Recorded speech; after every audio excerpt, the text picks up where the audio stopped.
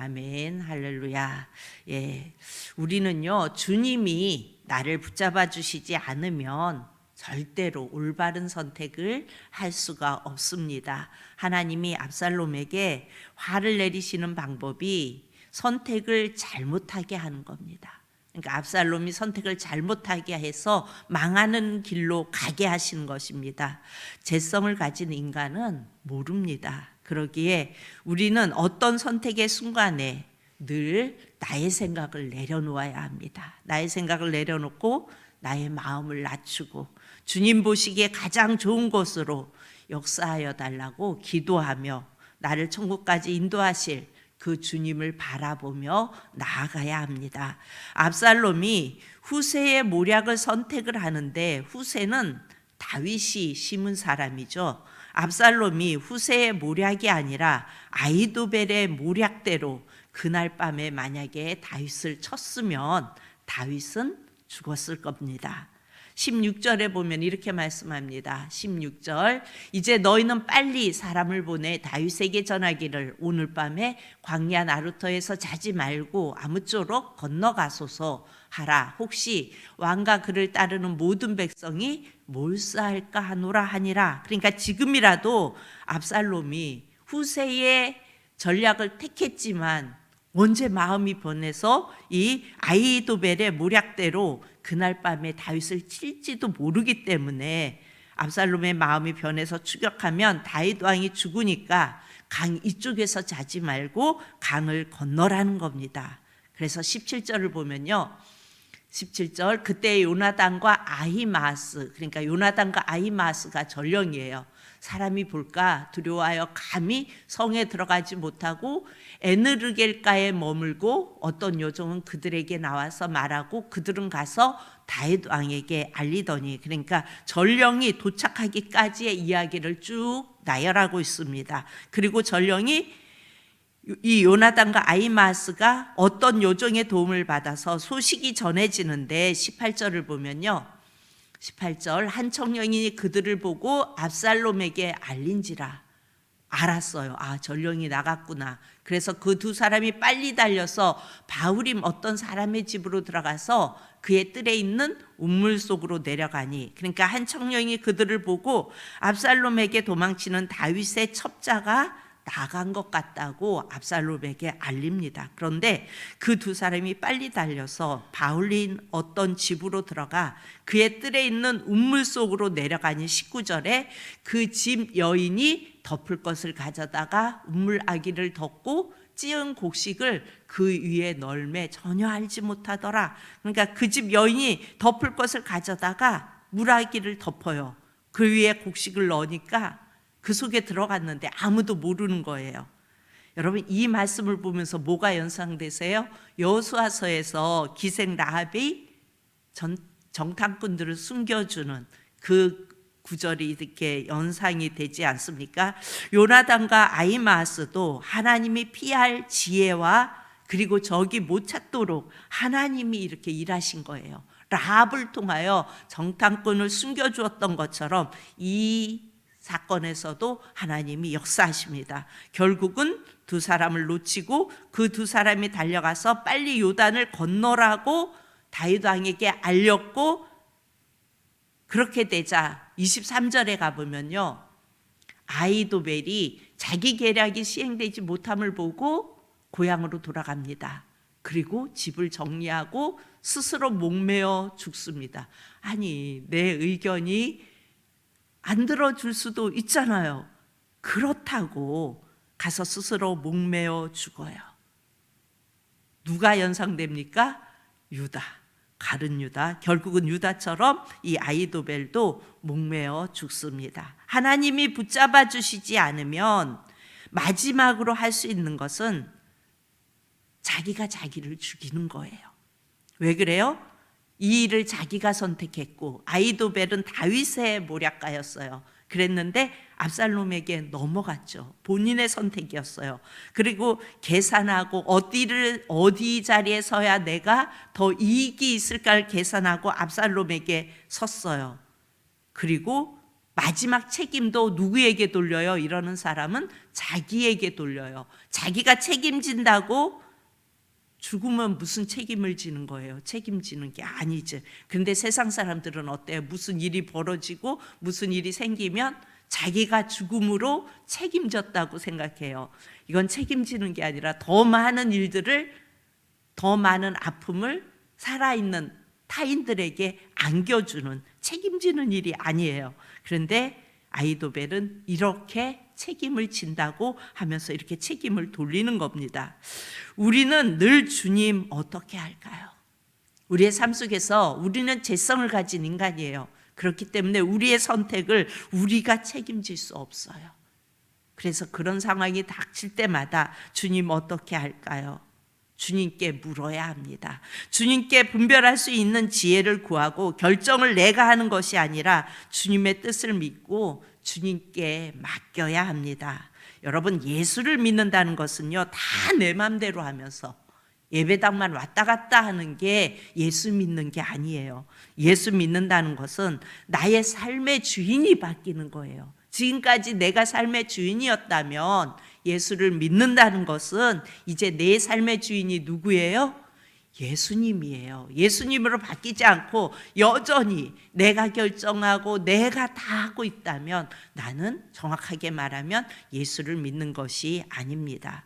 우리는 어쩌면 오늘 현실을, 세상에서 돌아가는 이 현실을 바라보다가 이 상황을 보면서 하나님을 기쁘시게 하지 못하는 사람이 될 수도 있어요.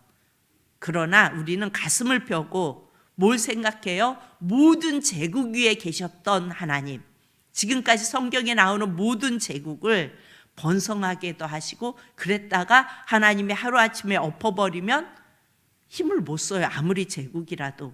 그렇기 때문에 우리는 모든 정치 위에 계신 주님, 모든 강국 위에 계신 주님, 그 주님을 바라보며 그 주님이 하실 일을 기대하며 주님께 모든 것을 내어 맡기고 그 보호 안에 살아가기를 간구하며 그 주님을 바라봐야 하는 것입니다.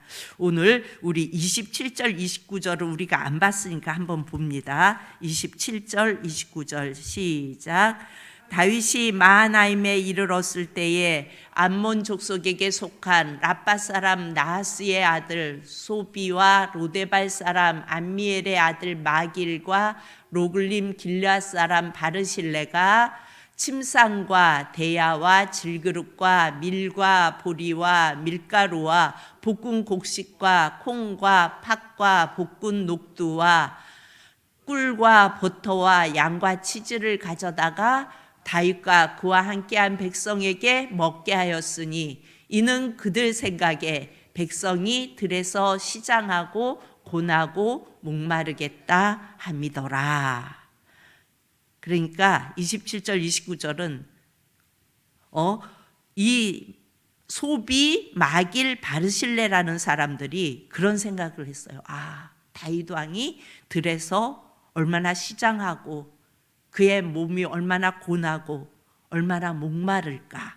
그래서 도망자의 신세 오합지절과 같은 상황 속에서 빨리 요단강을 건너라고 해서 요단강을 건너고, 그리고 마하나임에 이르렀을 때에 이 세 사람 소비, 마길, 바르실레가 이 다윗에게 나옵니다. 이들이 고나고 지친 다윗의 무리에게 많은 음식과 심지어 침상까지 가져옵니다. 여러분, 들에서 자려면 뻔하죠. 그냥 풀을 깔고, 이스라엘에는 풀도 대대로 없으니까 그냥 땅에 누워 잤겠지요.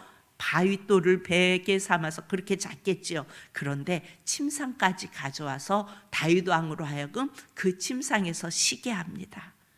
여러분, 예수님이 십자가에서 죽기 일주일 전에 마지막에 들리신 곳이 어디죠? 마리아, 마르다, 나사로의 집을 우리 예수님이 마지막으로 들리세요. 하나님이 이 땅에 오셨는데 어때요? 다들 병 고치려고 예수님을 따라가고, 정치적 자리를 얻기 위해서 예수님을 따라가고, 그야말로 먹을 것을 얻기 위해 예수님을 따라다녔어요. 그러니까 이들은 다 자기의 목적을 가지고 많은 궁중들이 예수님을 따랐어요. 그런데 예수님이 가장 평안하게, 그러니까 편안하게 들렸던 집이 바로 마리아, 마르다, 나사로 삼남매의 집이었어요.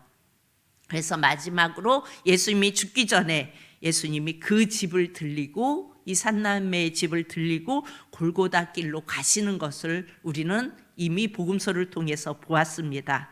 이처럼 지금 도망치는, 기약 없는 다윗에게 시장하고 고나고 목마른 문제를 이 세 사람이 와서 해결해 줍니다. 예수님도 나사로의 집에서 마지막 섬김을 받으시고 십자가의 길로 가셨습니다. 그야말로 자기 이권을 생각한다면 도망치는 다윗의 편이 아니라 이 세 사람은 압살롬에게로 가야 맞습니다. 그런데 이 세 사람은 기약 없이 쫓겨가는 다윗에게 침상까지 준비해서 섬기는 것을 볼 수 있습니다. 여러분, 예수님께서 양과 염소의 비유를 들어서 말씀하시죠. 양은 내가 줄일 때에 먹을 것을 주었고, 목마를 때에 마시게 하였고, 나그네 되었을 때 영접하였고, 이렇게 예수님이 쭉 양에 대해서 말씀하셔요. 그런데 염소는 내가 줄일 때에 먹을 것을 주지 아니하였고, 목마를 때에 마실 것을 주지 아니하였고, 내가 나그네 되었는데 영접하지 아니하였고, 옷을 주지 아니하였고, 그러면서 마지막 뭐라고 말씀하세요? 지극히 작은 자에게 한 것이 곧 내게 한 것이라. 예수님이 이렇게 양과 염소의 비유를 들어서 말씀하십니다. 그러면 이 지극히 작은 자에게 한 것이 곧 내게 한 것이라고 말씀하시는데, 이 작은 자는 누구를 말할까요? 우리가 흔히 보는, 흔히 생각하는 이 세상에서 가장 가난하고 어려운 사람일까요? 여러분, 그렇기보다는 이 땅에서 이 지극히 작은 자에게 했다는 이 말은요, 이 땅에서 예수님을 믿는 이유 때문에, 예수님을 섬기는 이유 때문에 환난을 당하고 조롱을 당하는 믿는 자들을 돌아보아 준 것을 말하는 거예요. 이 작은 자에게 한 것이 곧 내게 한 것이라. 이 말은요, 예수님 때문에 환난 당하고 예수님 때문에 조롱 당하고 그럼에도 불구하고 예수님을 믿으며 나아가는 그들을 돌아보아 준 것을 말합니다. 그리고 그 믿는 자들의 모임이 뭐예요? 교회입니다. 어찌 보면은 교회가 세상 속에서, 물론 그 일도 감당해야 돼요. 세상 속에서 힘들고 어려운 일을 당하고 가난하고 이런 자들을 구제하고 돕는 일도 물론 해야 합니다. 그런데요, 여기서 말하는 양과 염소의 비유에서 말하는 것은 그들을 말하는 것이 아니라 예수님 때문에 어려움 당하고 예수님 때문에 고통 당하는 자를 말하는 겁니다. 그들에게 한 것이 곧 내게 한 것이라고 말합니다. 우리는 때로는 우리의 삶을 살면서 내게 손해가 있다 해도 내가 속해 있는 교회를 잘 섬기며 마지막 공개를 다 할 수 있는 저와 여러분이 될 수 있기를 축복합니다. 내 이권, 그것을 따져서 압살롬에게 가는 것이 아니라 지금 전혀 어떤 권력도 없는 도망자의 신세인 다윗 왕에게 가서 그를 공개하고 그를 편안히 쉴 수 있게 하는 이 세 사람, 소비, 마길, 바르실레, 이들은요 곧 신약으로 넘어오면은 마리아, 마르다, 나사로처럼 예수님이 마지막 우리의 죄를 위하여 가는 그 길의 마지막에도 최선을 다하여 섬기는 그 모습을 우리는 이 말씀을 통하여 볼 수가 있습니다. 우리는 내게 속해 있는 교회 안에서 최선을 다하여 주님을 섬기며 주님을 위하여 애쓰며 주님을 위하여 헌신하는 자들을 함께 섬기며 함께 공개를 다 할 수 있는 저와 여러분이 될 수 있기를 축복합니다. 참 좋으신 아버지 하나님,